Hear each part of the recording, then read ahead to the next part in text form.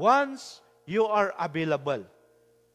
No need of criteria, no educational background or training or whatever. Just be available. Kahit kunam, Lord, here am I, I'm available. O sarandak no anyaman ti pakausarak, ibagam lang ti kasjay. Then you become great leader. Then you are now have the access of the great blessings of the Lord. And God will give you souls. God will bless the work of your hands. Amin nga aramidan dita nga imam, trabahom, kahit bindisyonan ni Apo Diyos. Because you are available and you want to be involved in the kingdom of God. Power. And besides that, once you are faithful to the little one, to the little things that God had entrusted to you, dagdagan pa ni Apo Diyos. Sino dito iti awan pa iti balay na, nga ito natin imana. Kayat yung agkabalay, raise your hands. Now, this is the revelation. Be faithful dita pag-abangan nyo, papagyanan nyo.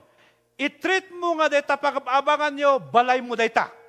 Kahit no i-treat mo nga balay mo dita, linisam, asikaswam, repairem, nunid nga ipakom jay owner nga bayadan na ti-repair, urayin si kantimang bayadan, papintasam no iso. Okay?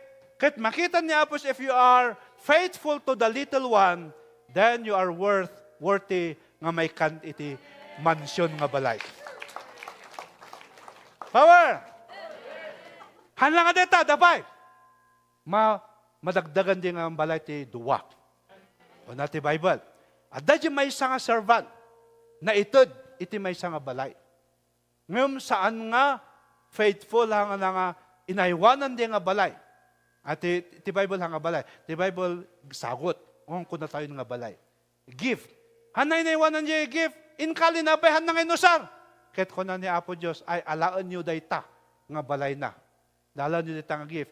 Itod nyo pa di adaan nga may nga balay. Adan ti gift na nga faithful iso na. Manayunan pa.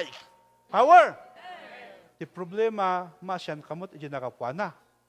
Ngam, awan mabalin ita, hanga trusted.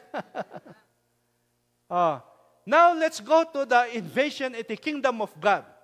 The more you are available and involved in the work of God, dahil basit nga na-entrust to you, don't you know nga, uri basit na-entrust nga na-involvem, magsagad ti, amoy ni benihin, 2 years nga janitor di church da. And because of that, nabuhan nga great evangelist. Okay? Uri dito, basit ng maaramidam lang, uri dagiti layasan nga tagabagbagat, iti bagdag iti adipon ti Apo, nagdakkel dito nga banag, and so if you are faithful to that, okay, nainayunan pa ni Apo Diyos dito nga trabaho nga na-entrustin ka. Jay 2, nagbalin nga 4. Jay 5 talent, nagbalin nga 10. Double blessing. Dublian ni Apo Diyos. And so, your part in the invasion, iti kingdom, iti expansion the kingdom of God on earth, dakkel ti nakausaram. Nagado ti talent, gifts, intid ni Apo Diyos ka. For example niya, available ka kahit mo ma-involved iti visitation of event healing. You lay your hands to the sick and they shall recover. Kahit naagasan da. Kaputan naagasan da, in Maidan Church, in Maktibon pa isuna. Now, that's part of the invasion. Amen? Nausar ka. Ngam, mas daw ka latan, apay nga naagasan, apay nga nasulbar yung problema na. Okay?